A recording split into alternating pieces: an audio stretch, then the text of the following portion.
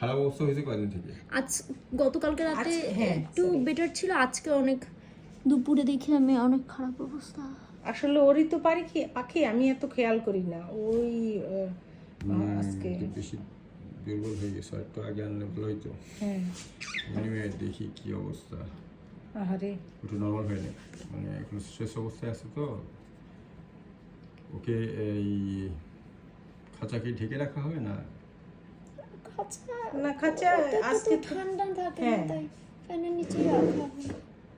ঢাকা হয় না তো? না ঢাকি না, আমরা ঢাকি না, না ঢাকলে ঠিক আছে। ঢাকি না, এই গরম কারণ গরম লাগে তো ঢাকলে।